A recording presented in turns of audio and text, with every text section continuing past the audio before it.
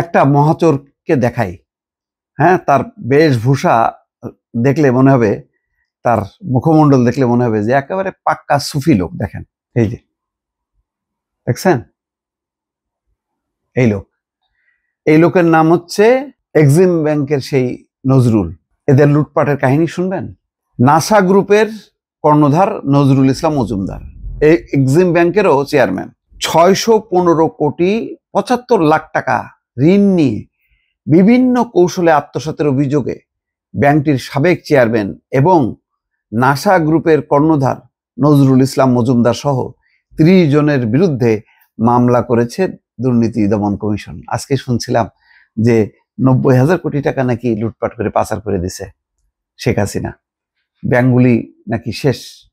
High রে, এই ব্যাংকগুলি 1 বছর ধরে চেষ্টা করা হচ্ছে এদেরকে জাগানোর জন্য, কারণ যেই লুটপাটের শিকার হয়েছে এই ব্যাংকগুলো, এই এক্সিম ব্যাংক ডাকাতি হয়েছে রীতিমতো। এস আলমের কাছে হচ্ছে 7টা ব্যাংক, এইরকম সালমান এফ রহমান, তারপর নজরুল ইসলাম মজুমদার, কে লুটপাট করেনি?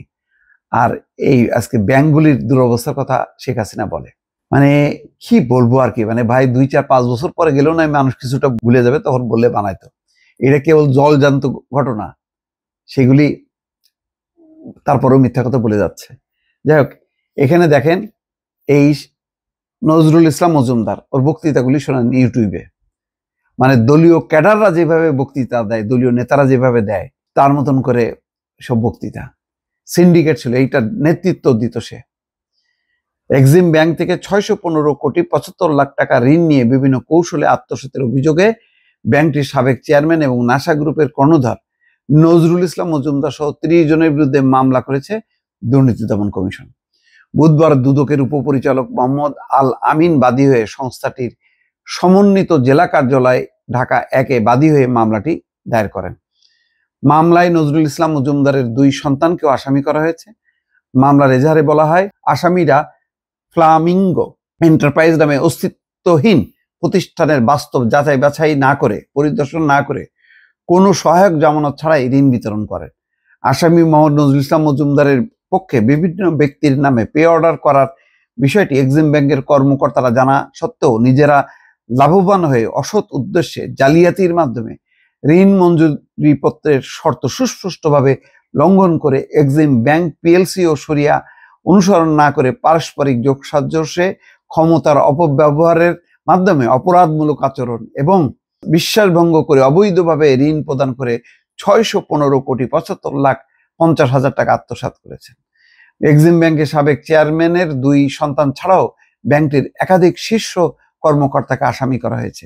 এছাড়া ফ্লামিঙ্গো এন্টারপ্রাইজের স্বত্বাধিকারী মোহাম্মদ মোশাররফ হোসেনকে আসামি করা হয়েছে।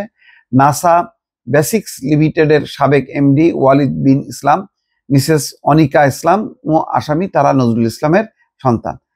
এইটা মানে পুরো পরিবার লুটপাটে জড়িত।